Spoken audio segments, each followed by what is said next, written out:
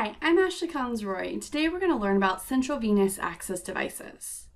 Central venous access devices are a type of vascular access that allows for us to administer medications and fluids to the patient, like hypertonic IV solutions, that need to run centrally because they present a lot of danger to the tissue if it's run peripherally.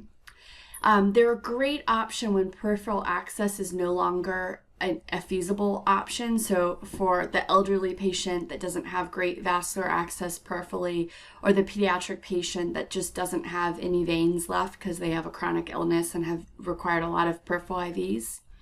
These lines can also be used for hemodynamic monitoring, such as central venous pressures through a CVP line, or pulmonary artery pressures through something we often call a Swan-Ganz catheter. That's actually named after the physician that invented the type of monitoring.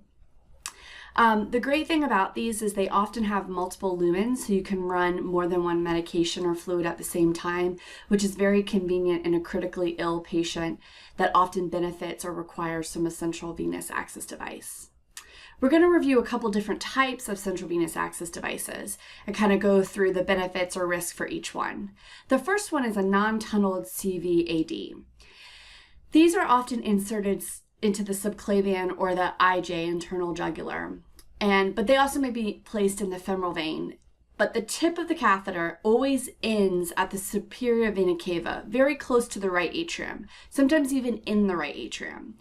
These are catheters that insert the skin and the vein at a very similar point. So you can see on the screen,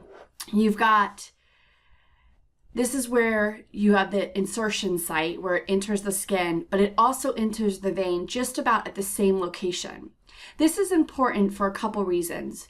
One is any bacteria here on the skin doesn't have far to travel along that catheter to actually be in the bloodstream. And this is why with these type of catheters, non-tunneled CVADs, there's a high risk for infection, which is why we often recommend them for short-term IV therapy. The longer that they dwell in a patient's body, the higher the risk for infection. Again, these have multiple ports and allow us to infuse multiple things at the same time. But again, we want to make sure that we're only using them for short-term therapy. The next type of central venous access device is a tunneled catheter. And tunneled catheters are a little different in the fact that where they enter the skin, so the skin insertion site, is quite a bit distant from where they enter the vein. So any bacteria on the skin has to travel quite far along the length of the catheter till it enters the bloodstream. And that's why these are often used for longer term therapy. They're inserted surgically. There's a couple different types that you'll hear in practice, a Hickman, a Broviac, or a Groshon. They're most often inserted in the lower chest, and they are tunneled up through the tissue and skin and then enter into the right subclavian and then onto the right atrium. They don't have to have continuous fluid through them, so they can be used intermittently. The next type of CVAD is an implanted port. And you'll hear the term Portacath, Metaport, Infusiport. All of these are brand names for a type of implanted port.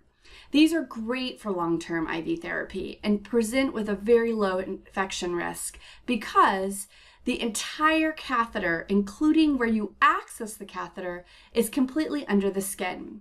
So on this picture, all of this here is under the skin.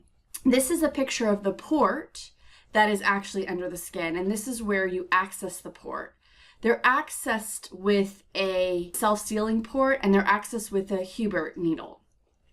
Again, they're inserted surgically. They have to actually go in and cut and insert it. They're implanted under the skin, usually in the upper chest. You see these types of CVADs often used with long-term therapy like chemotherapy. And then the final CVAD that we're going to talk about is a peripherally inserted central venous catheter. You'll hear the term PICC line to describe this type of catheter. And this is a catheter that is inserted at the bedside. It's great for long-term therapy, like antibiotics for 6 weeks for some type of infection. They're usually inserted in the basilic, median, cubital, cephalic, or antecubital vein.